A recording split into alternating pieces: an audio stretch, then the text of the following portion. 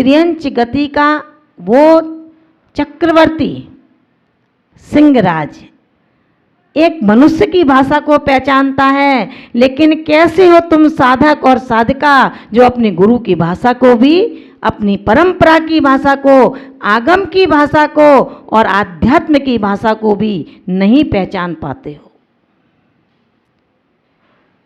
अपने इस बाने को हम तभी सत्यार्थ कर पाएंगे जब हम आत्म तत्व के अन्वेषण में लग जाएंगे। आगम से आध्यात्म के विहार की ओर गमन करने लगेंगे, तब मान करके चलना कि हम सही रूप में अब मोक्ष मार्गी बने हैं। 3 दिन तक लगातार शेर को शाकाहार भोजन कराते रहे अमरचंद दीवान।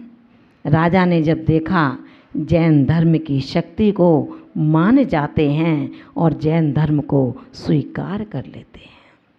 विचार करना, आप तो जैनी की मोहर लगी है और हम काम ऐसे करते हैं शैतान जैसे।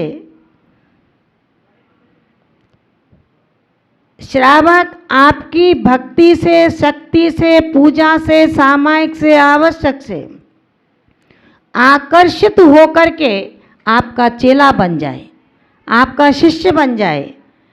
मत सोचो भीड़ बढ़ाने की, केवल ये सोचो इस धर्म को मैं क्या देकर के जाऊंगा, इस धर्म को मैं क्या लेकर के जाऊंगा। ये विचार करो, आपने धर्म को स्वीकार किया है, क्या दोगे इस धर्म को, क्या दोगे गुरु को।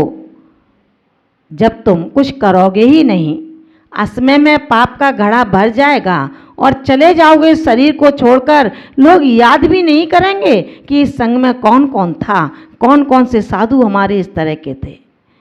आपके जाने के बाद दुनिया आपके जबरन फोटो उठा करके देखे कि एक महाराज ये थे, चले गए, बहुत सूना सूना हो गया हमारा पूरा हिंदुस्तान। करो ऐसे कार्य, करो ऐसी कोशिशें, बनाओ अपने अंदर यत्नाचार प्रवृत्ति का ऐसा सुंदर सोपान, जब युग आए, समय आए और चारण रिद्धिधारी नीचे उतरें तो वो केवल इस आत्मा को संबोधन के लिए उतरें कि बहुत दिन से भटक रही हो, चलो अब तुम्हारा संसार नज़दीक है। केवल व्रतों का अवधारण करके सारी दुनिया को भूल जाओ, तब तो भूलना पड़ेगा ना। और तब भी नहीं भूलेंगे तो संसार दीर्घ का सुदीर्घ ही रहेगा, कभी कम नहीं हो सकता। क्यों छोड़ा घर, क्यों त्याग किया इतना सब कुछ, केवल सेवा करने के लिए। सेवा भी इस तरह की हो जो मेरे समय को बर्बाद ना करे। समय का तात्पर्य आत्मा से दूर ना कर सके। सेवा में भी मेरे पुण्य परमाणु मेरे कोश में एकत्रित होते रहें।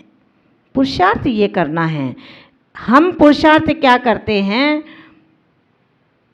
बाह्य परिग्रह केवल दिखाने के लिए, सुंदर चौकी, सुंदर आसन, सुंदर परिवेश, सुंदर कमरा बना लिया। इस बाहरी परिग्रह से तो दरिद्र मनुष्य भी निरत होता है, दूर होता है, उस पर कुछ नहीं होता। जो दरिद्र है उसके पास बाह्य परिग्रह रहित ही होता है, उसके पास कुछ नहीं होता। लेकिन इसलिए कहा है कि बाह्य परिग्रह रहित तो इस दुनिया में बहुत ही सुलभ हैं, लेकिन अंतरंग के परिग्रह से अगर कोई रहित होता है तो इस दुनिया में बहुत ही दुर्लभ हैं। बाह्य वेशधारी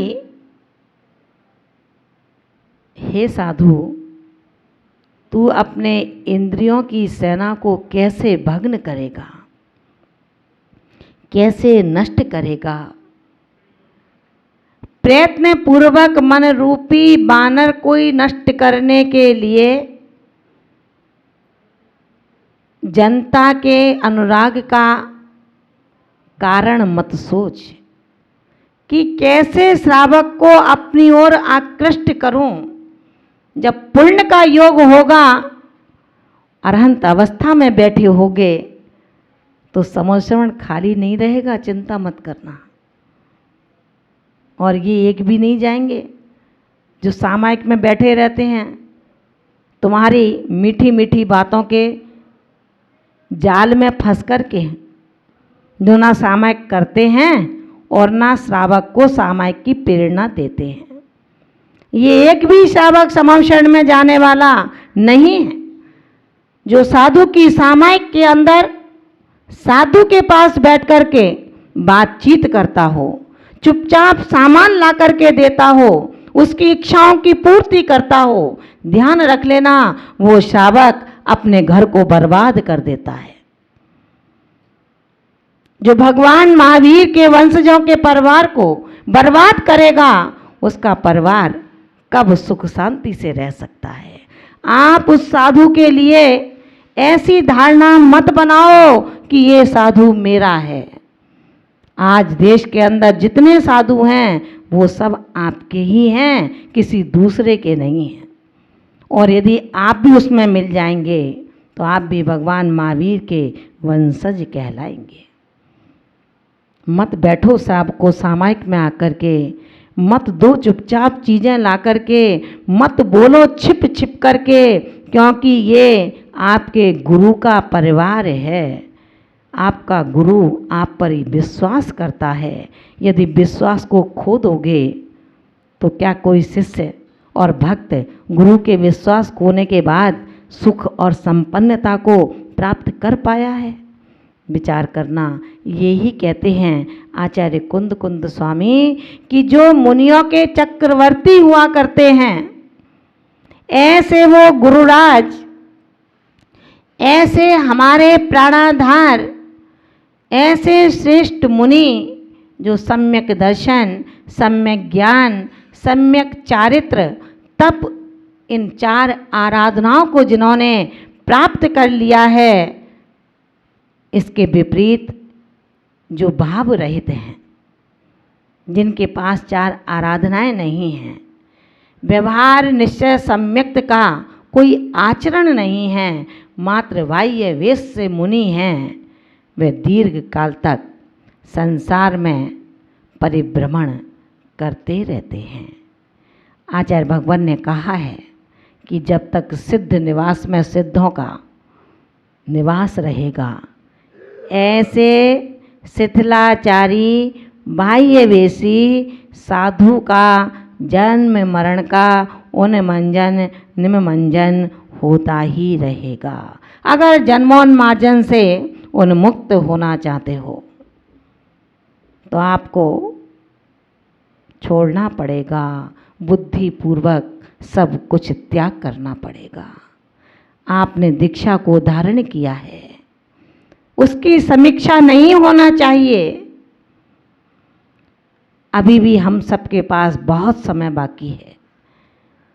अगर संभल जाएं तो हम किसी साधु की निंदा बुराई ना करें, आपस में छींटाकशी ना करें, बड़े वात्सल्य से एकीकरण करके सम परिणामों से एक दूसरे के शरण के ग्राही बने, तभी तो आपका समम शरण लगेगा।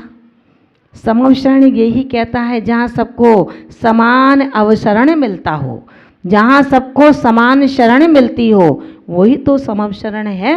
और समम शरण है क्या? वहाँ ना गरीब का भेद होता है, ना अमीर का भेद होता है, ना ज्ञानी का भेद होता है, ना अज्ञानी का भेद होता है, ना देवी देवताओं का भेद होता है, ना केवली शुद्ध केवली का भेद होता है। उस वीतरागता की दृष्टि में सब भव्य जीव बैठे हुए हैं, सबके लिए एक सा संबोधन चलता है। चेत जाओ हे विज्ञात्मन, कब तक सोते रहोगे? इस तंद्रा को तोड़ दो, सब कुछ लुट जाएगा, फिर पश्चाताप करने से लाभ भी क्या होगा?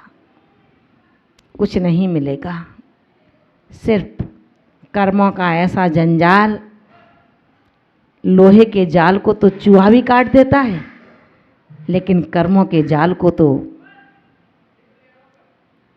तेरे बाह्य बेसी परिणाम भी नहीं काट सकते। वो लोहे का है, ये कर्मों का है, उसको काटने में फिर भी समय लगता है, लेकिन विशुद्ध परिणामों के बल पर कर्मों के जाल को काटने में अंतर मुहूर्त मात्र नहीं लग पाता और कर्म के संपूर्ण जाल बड़ी सहजता से कट जाते हैं। कब काटोगे? कब होगा अपने जीवन में सवेरा? कब जागेंगे हम अपने इस आत्मा की शोधन की प्रवृत्ति की ओर, जिसके अंदर तमाम कचरा मित्रों ने, सहपाठियों ने, परिवारीजनों ने, आपके भक्तों ने कर्ण रूपी अंजलि के माध्यम से भर दिया है। कब साफ करोगे अपने आंगन को? कौन सी बुहारी लेकर के आओगे? विचार करना। घर के फर्श को साफ करने के लिए कोमल बुहारी लाते हो, अगर कठोर लाओगे तो जीवों की हिंसा हो सकती है। जीवों की हिंसा ना हो, इनको कोई कष्ट ना हो, तो हम कोमल बुहारी लाते हैं। रे मन, तेरे आत्म प्रदेश का जो तेरे स्वयं का जीव है, उसे कितनी कठोर बुहारी से झाड़ रहे हो। इतने भारी भारी कर्म के पाषाण उस पर लाद दिए। क्या तुझे वजन नहीं लगता कि मेरा ये आत्मा के प्रदेश टूक टूक हो जाएंगे, जर्जर हो जाएंगे? कैसे लेकर आगे यात्रा में जाऊंगा? आगे यात्रा जारी रखनी है। अभी वर्षा योग चल रहा है, फिर यहाँ से बिहार भी होगा। ये बिहार शरीर का होगा, और जब इस तन से बिहार करेगा ये आत्मा, तो आत्म प्रदेशों का बिहार होगा। जैसे शरीर के बिहार के लिए एक समाज आती है, सम्मान पूर्वक श्रीफल भेंट करती है, आपको लेकर के जाती है, आपकी अगवानी करती है, आपकी यथोचित सुंदर व्यवस्थाएं करती है, वो समाज करती है। लेकिन रे साधक, तेरे आत्म प्रदेशों का जब इस शरीर रूपी गांव से बिहार होगा, तो तुझे सारी व्यवस्थाएं खुद करनी पड़ेंगी। कहाँ ले जाना है, वहाँ कैसी व्यवस्था में बैठाना है, कैसी व्यवस्थाएं मुझे अच्छी लगती हैं, इन सब का उद्योग, उद्यम, व्यापार तुझे खुद करना होगा। कब करेगा? तुझे समय नहीं है। सुबह से उठकर शाम तक इतने काम हैं, अपने आत्मा का कब शोधन करूं?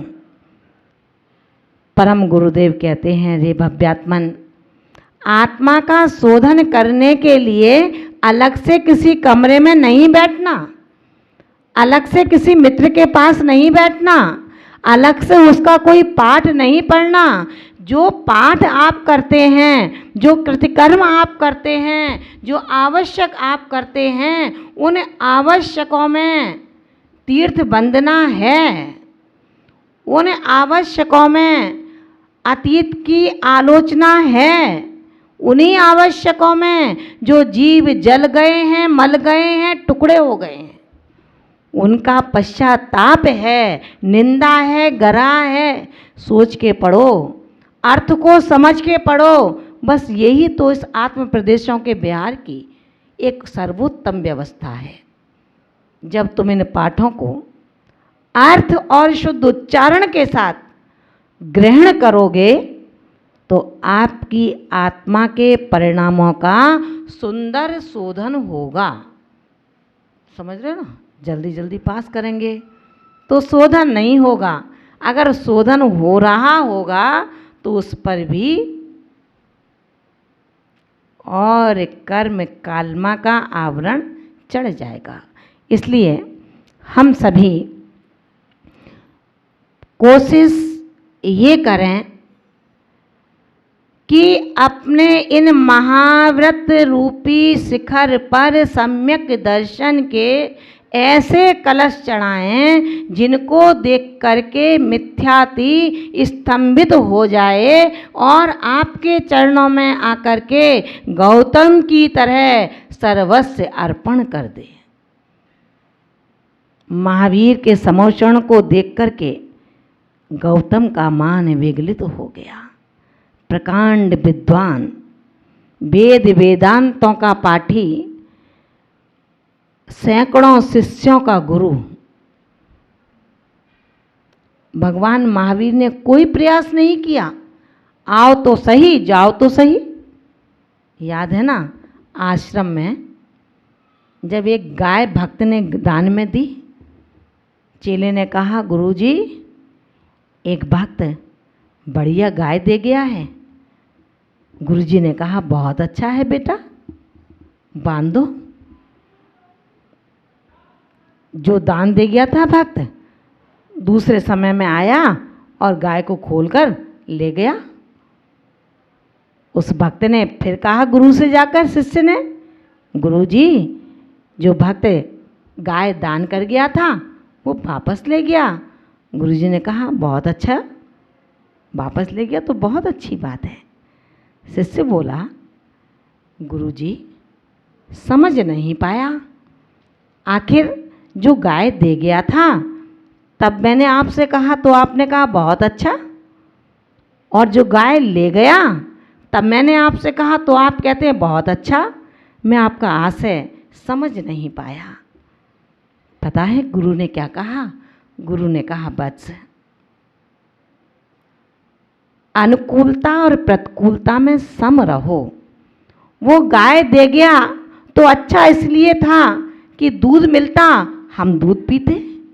गाय ले गया तो अच्छा इसलिए रहा उसका गोबर उठाना पड़ता, अब गोबर नहीं उठाना पड़ेगा तो अच्छा। हर चीज में, हर स्थिति में, हर पहलू में हम खुश रहें, सावधान रहें, कर्मों को अपनी ओर, उन बरगणाओं को अपनी ओर आकर्षित ना करें जो कर्म संज्ञा को प्राप्त नहीं हुई हैं।